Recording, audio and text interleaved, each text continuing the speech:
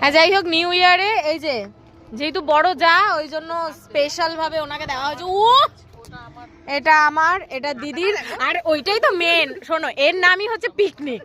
ছাদ মানে ছাদে যেহেতু পিকনিক করা হচ্ছে, বারবার নিচ ওপর করা যাবে না, হাতা নেই। ও মিক্সির বাটি, ওটা ইলিশ মাছ, ইলিশ মাছ প্রত্যেকবার আমার পাতে পারে, আজকে ওর পাতে যাও। কিন্তু আমাদের পিকনিকে একটা খুব খারাপ জিনিস হয়ে গেল গো, মনটা খুবই খারাপ। সেটা হচ্ছে বাবা আমার এখানটা তিবড়ে থাকে, কিন্তু আমাদের বক্স নেই। হ্যাঁ রাত্রে তো ডাল ভাত খাবো তো, হ্যাঁ বক্স বাজাবো, বাবাই তো বাড়ি চলে আসবে, হ্যাঁ ওই বক্স পদে করে নিয়ে আসতে বলেছে, নিয়ে চলে গেছে নিয়ে কেউ। যাই হোক, আমাদের বাড়িতে যেহেতু ঘরে তো বক্স, তো কেউ কারোরটা খুলে নিয়ে আনতে পারবো না, তো একটা ছোট বক্স ছিল, সেটাও নাকি যার বক্স সে নিয়ে চলে গেছে। আর ঘটনা হচ্ছে আমাদের ওই জন্য মনটা খুব খারাপ যে পিকনিকে বক্স বাজছে না, গান না হলে পিকনিক পিকনিক ফিল হয় না। 26 জানুয়ারি দেখা হবে। আচ্ছা তাহলে বলছে 26শে জানুয়ারি দেখা হবে। বাবাকে বলবো একটা বক্সের খোঁজ নিতে, খোঁজ। হ্যাঁ আমরা একটা ওই যে ওই হাইটের বক্স একটা কিনে নেবো, কেননা এই পিকনিক হলে খুব সমস্যা। এবার নেক্সট হচ্ছে দেখো হাতা নেই, ওই জন্য এই যে ও তুমি এর পাত্রটাকে সাজাও। ও বাবা দেখ পাপড়ও দিয়ে দাও এখানে।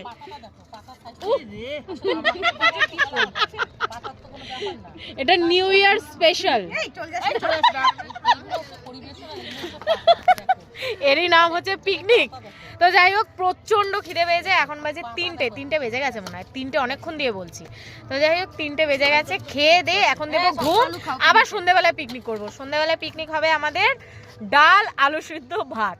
দেখো নিউ ইয়ারে 2 রকম খাবার খেতে হবে, এক রকম হচ্ছে নর্মাল, এক রকম হচ্ছে ভালো, যাতে একদম, আর যাতে সারা বছর 2 রকমই খেতে পারি। যদি ডাল ভাত খেতাম তাহলে তো সারা জীবন ডাল ভাতই খেতে হতো গো, যদি মাংস না পেতাম। এমনি রাইট খুশি হয়ে গেছে।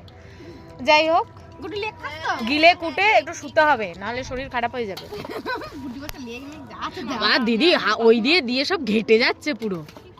হ্যাঁ কিছু করার নেই, তাও তো এটা ছিল, না হলে ওই মিক্সির বাটি দিয়ে দিতে হতো এরকম তুলে তুলে জগের মতো।